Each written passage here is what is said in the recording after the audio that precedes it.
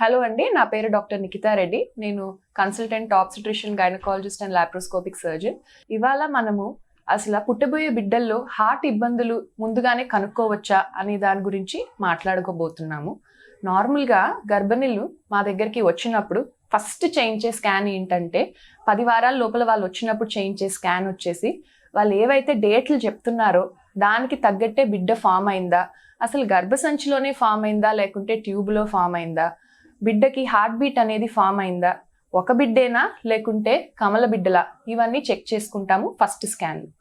దాని తర్వాత main scan ఏంటంటే ఇవాళ రేపు 7 నెలల వరకు వెయిట్ చేయక్కర్లేదండి. 3వ నెలలోనే ఎన్టీ స్కాన్ అని ఒక స్కాన్ తోటి మనము చాలా ఇబ్బందులు కనుక్కోవచ్చు. సో ఎలాంటి ఇబ్బందులు కనుక్కోవచ్చు అంటే మీరు వినే ఉంటారు, మెదడు సరిగా డెవలప్ అవ్వకపోవటము, డౌన్ సిండ్రోమ్ బేబీ అంటే జెనెటిక్ ఇబ్బందుల వల్ల ఉండే బిడ్డలు. సో ఈ స్కాన్లో ముందుగానే కనుక్కోగలుగుతాం అన్నమాట.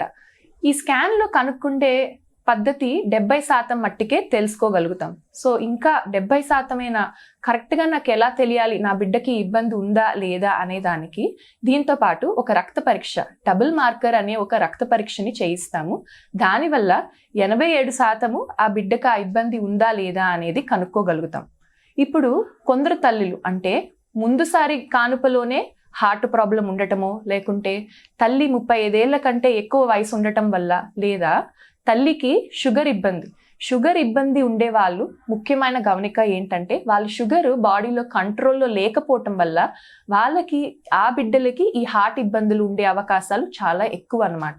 సో ఇలాంటి తల్లులందరికీ కూడా ఈ స్కాన్లో మాకేమైనా డౌట్ ఉంటే గనక ఇప్పుడు కొత్తగా ఉమ్మినీరు తీయకుండానే NIPT అనే ఒక టెస్ట్ ఉందండి. సో NIPT అనే టెస్ట్ ఏంటంటే తల్లి రక్తంలోనే బిడ్డకి ఇబ్బంది ఉందా లేదా అనేది కనుక్కోగలుగుతాం.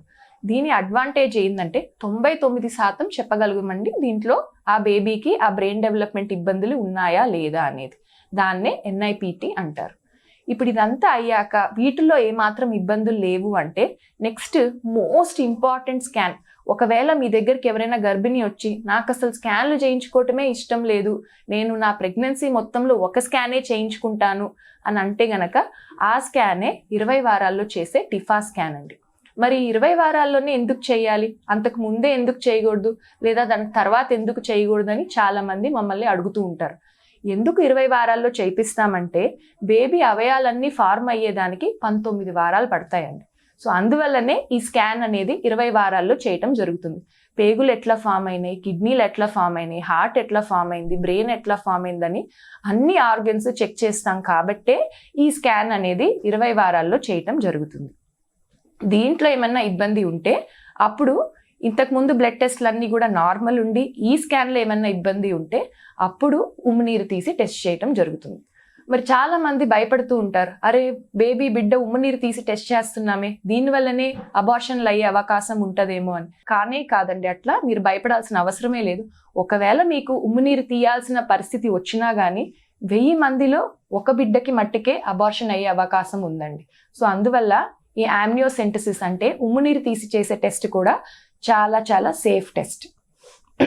నెక్స్ట్ ఇప్పుడు ఒకవేళ మనం స్కాన్ చేసిన దాంట్లో ఈ బేబీ హార్ట్ ఇబ్బంది ఉంది అన్నట్టు అనిపిస్తే గనక ఫీటల్ మెడిసిన్ ఎక్స్పర్ట్స్ ఉంటారండి మన దగ్గర. నార్మల్ స్కాన్ డాక్టర్స్ కాకుండానే ఫీటల్ మెడిసిన్ ఎక్స్పర్ట్స్ అని ఉంటారు.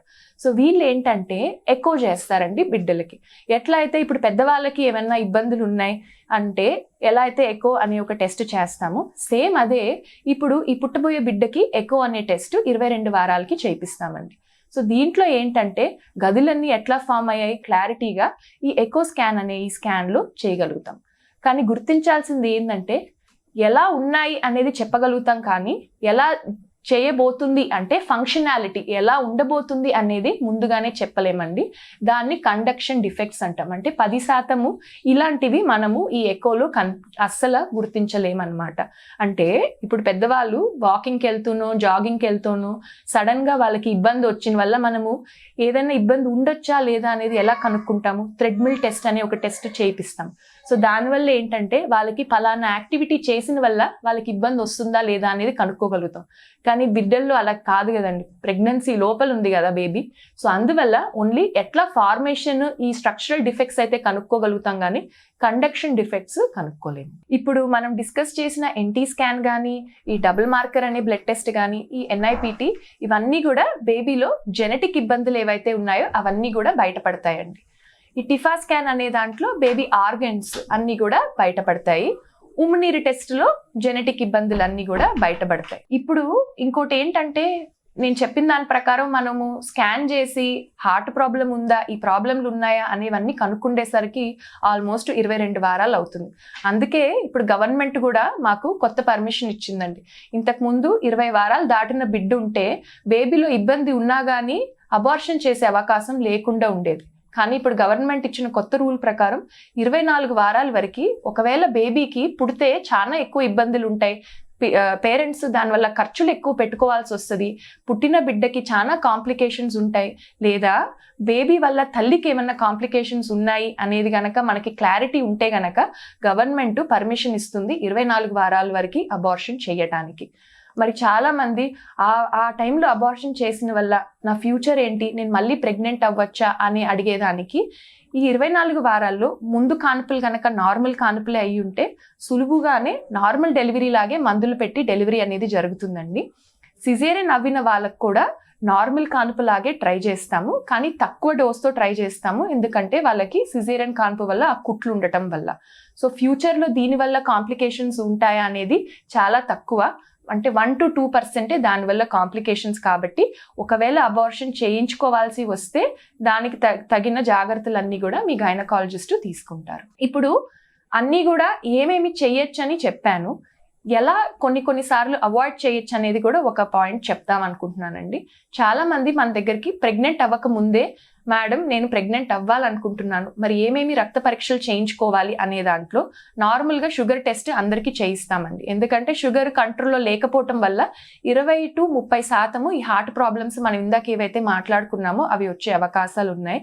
ఇంకోటి ఏంటంటే, తల్లికి మొదటి 3 నెలల్లో ఫీవర్ ఉండటం వల్ల, కొన్ని వైరల్ ఇన్ఫెక్షన్స్, రుబెల్లా లాంటి వైరల్ ఇన్ఫెక్షన్స్ ఉండటం వల్ల కూడా బేబీకి హార్ట్ ఇబ్బందులు ఉండే అవకాశం ఉంది. సో అది ముందుగానే మనం ఎట్లా జాగ్రత్తలు తీసుకోవచ్చు అంటే వ్యాక్సిన్ అండి. ఇవాళ పుట్టే బిడ్డలందరికీ కూడా 10 ఏళ్ళు వచ్చే వరకు వ్యాక్సిన్స్ ఏవైతే ఉన్నాయో అవన్నీ MMR అనే వ్యాక్సిన్ ఎలాగో వేస్తాం, కానీ 20-30 ఏళ్ళ క్రితము ఈ వ్యాక్సిన్ అసలు వేసుకున్నారో లేదో మనకి తెలీదు, ఐడియా లేదు. కాబట్టి వచ్చిన తల్లి ఎవరైతే ప్రెగ్నెంట్ అవ్వాలనుకుంటున్నారో వాళ్ళు వచ్చినప్పుడు మేము వాళ్ళకి ఈ యాంటీబాడీ పరీక్ష చేయించి వాళ్ళకి ఇది ఉందా, వ్యాక్సిన్ ముందుగానే వేయించుకున్నారా, లేకుంటే ముందుగానే వాళ్ళకి ఇన్ఫెక్షన్ వచ్చిందా అనేది చెక్ చేసుకుంటాం. వాళ్ళు ఒకవేళ ఆ యాంటీబాడీస్ వాళ్ళ బాడీలో లేకుంటే వ్యాక్సిన్ ఉందండి, MMR అనే వ్యాక్సిన్ ఉంది. అది ఇవ్వటం వల్ల ఆ ఇన్ఫెక్షన్తో కూడిన ఈ హార్ట్ ప్రాబ్లమ్స్ అన్నీ కూడా మనము స్టాప్ చేయగలుగుతాం.